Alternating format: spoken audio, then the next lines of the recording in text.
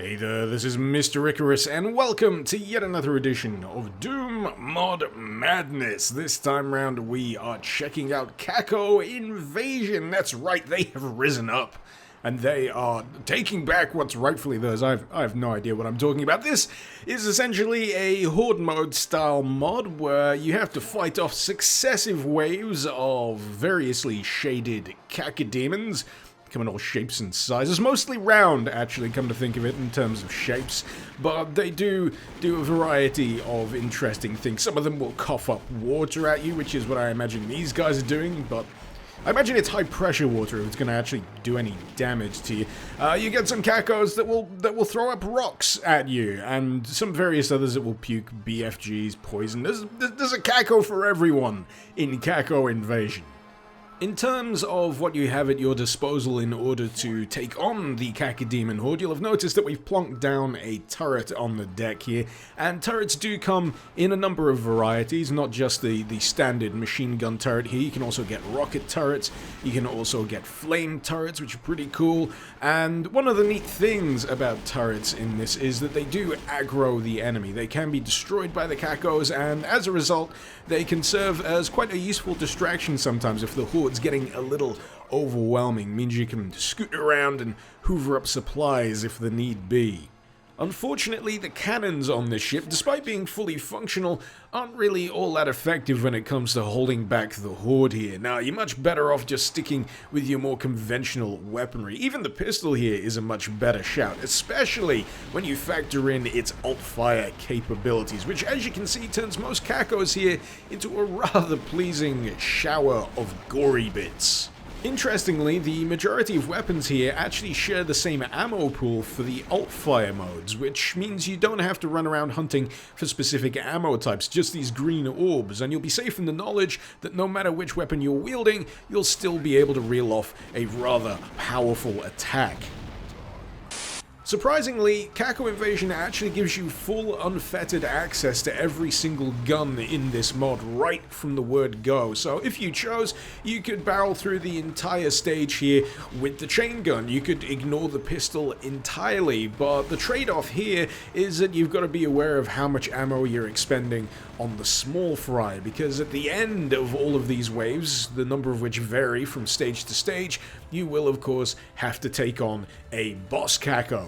Granted, in the earlier stages, such as this one here, it's not really too much of a concern. You really are left to your own devices. You can go as crazy as you like, and there's a high chance you'll make it through A-OK. But as those stages go on, as they become more elaborate, and as the Cacos get a little bit tougher, you'll have to start paying closer attention to what your more effective weapons are and how much ammo you do in fact have left for them.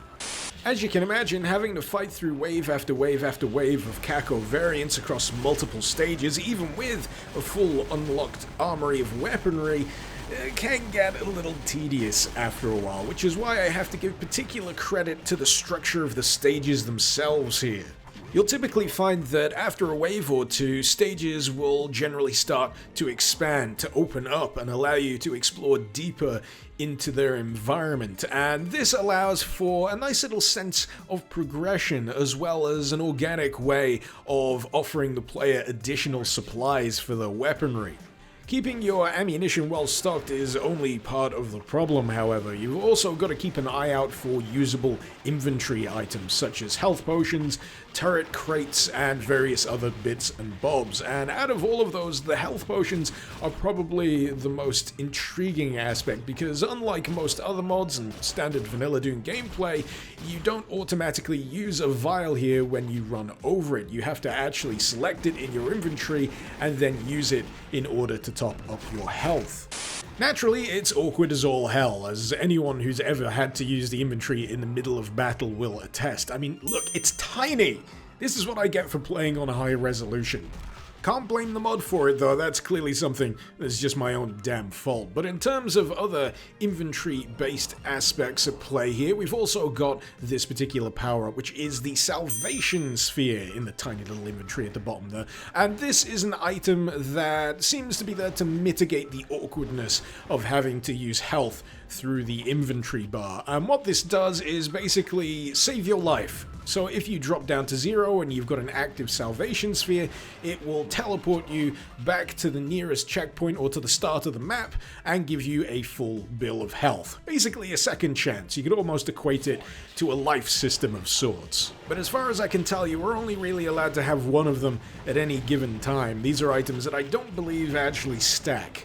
But in either case, this is probably a prime opportunity to show you it in action, because these are about... Yep, there we go. That escalated quickly, but there you go, Salvation Sphere in action. Very useful indeed. Especially if you'd rather not start the stage all over again from wave 1. So there's another item here nestled within Caco Invasion, and I'm trying to decide whether it's simply a bugged item or the most devious addition to a mod that I've come across in quite a long time. And I just picked it up. It was the Cacodemon tome. It was a little tiny Cacodemon sphere. And I'm saving my game because when you attempt to use the Cacodemon tome here in Caco Invasion, Doom crashes. I'm not sure if this is just me. If it is, then it's some kind of very unfortunate cosmic joke, because the way this game is set up is you have to use the inventory, especially if you want to use healing items, and the quirk of the inventory is once you've run out of an item, it'll jump across to the next item in your inventory, and if that so happens to be the Cacodemon tome, well, you're gonna crash out of the game, and if you haven't saved, well, sucks to be you. But you know what?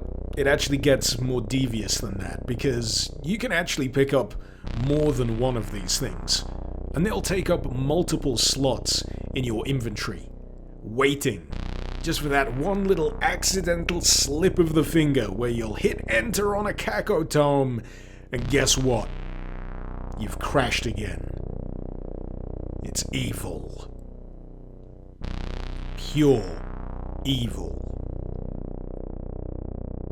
I can't be too mad at it though, because if it is an intentional feature, and I very much suspect that it is, then it's quite possibly one of the more inventive fuck yous that I've come across in a mod of late, and it actually adds something to the gameplay. It isn't just a big giant middle finger waved in your face, it's there to give you a hell of a lot of tension in the later sections of the mod where you're juggling a lot of useful inventory items and you're desperately hoping that you don't flub it and accidentally activate that Caco tome that you may have unfortunately walked over earlier on. So yeah, I'm basically saying it's not a bug, it's a feature. And I very much hope it is, because if it is a bug, then I pretty much sound like an idiot right now. But anyway, how about the downsides to Caco Invasion? Well, unfortunately, after a while, it does start to outstay its welcome. Even though earlier I mentioned that the structure of the stages here do a damn good job of keeping things fresh and interesting and encouraging a sense of exploration and progression, you do just get to the point where you're like, are we done yet? Are we done with these goddamn Cacos? I have slaughtered a legion of them across various stages now, and we're still going. I think the turning point for me was a particular stage set in a almost pitch black forest that's only very occasionally lit by blasts of lightning or flares that you can chuck on the ground, and all the while you're fighting these mostly invisible Cacos, and it was just the most tedious thing. Now, this on its own wouldn't have been a problem if it was simply a one-off, but it continues to be dark and dim for the following maps set in a mine where you also have to fight against those mostly invisible Cacos. Granted, there's a few more varieties down here, like the adorable Bobom Caco with a little fuse attached to the top of its head for some reason, but you just get the sense that the mod needs to move on and get moving somewhere. Please, for the love of fucking God. And then you have to fight through a graveyard full of zombie ghost Cacos. Then you have to fight even more zombie ghost Cacos on a ghost ship. And it just keeps going. And then completely out of the blue, there's this random-ass slippy-slidey ice level right before the final stage, and it just feels completely divorced from the rest of the mod, because this isn't wave-based survival, it's just you getting keys and getting to the end of it, while also traversing really frigging irritating icy death jumps, which you'll constantly fail at, by the way. Because fuck you, I guess. And damn right I cheated to get out of these pits, I ain't got time for that. So yeah, I guess what I'm trying to say here is Caco Invasion would be a hell of a lot better if they cut down the number of stages by half. And I'm just talking about this episode. There's like a second episode in Caco Invasion here, with a planned third episode as well, and I don't think I have the patience, to be honest. One's enough. One's enough for me, thanks. It's kind of like going to an all-you-can-eat buffet. You can eat as much as you like, but there's only one thing there that you can have, and you may like that food item, but by the end of it, you're gonna be friggin' sick to death of it. So aside from its length, I actually like Caco Invasion. I may have gone on a little bit of a rant there with the stages, but still, I feel like it does a damn good job with the core concept here, and it's testament to the structure of the stages that they manage to stay interesting for as long as they do. You may have noticed that I haven't really given you a rundown of the weapons in the armory here, and that's because there's no real major surprises to speak of in what you can wield here. They all kind of do the same job. The explodey things make the Cacos explode, the bullety things make the Cacos fall down and die.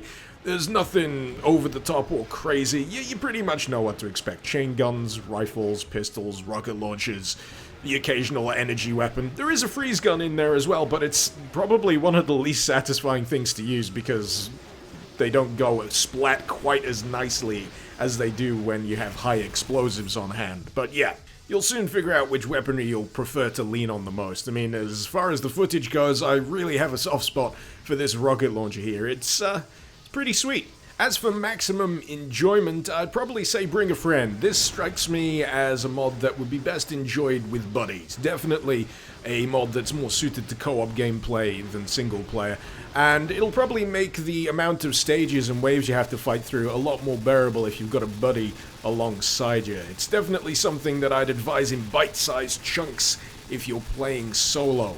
But in any case, if you fancy checking out Caco Invasion for yourself, the link is, as usual, in the description below. Hopefully you've enjoyed this video. Feel free to let me know what you thought, or if I missed anything out in the comments, and feel free to suggest any mod you'd like to see me cover in future episodes of Doom Mod Madness. This has been Mr. Icarus. Thank you very much for watching. Icarus out.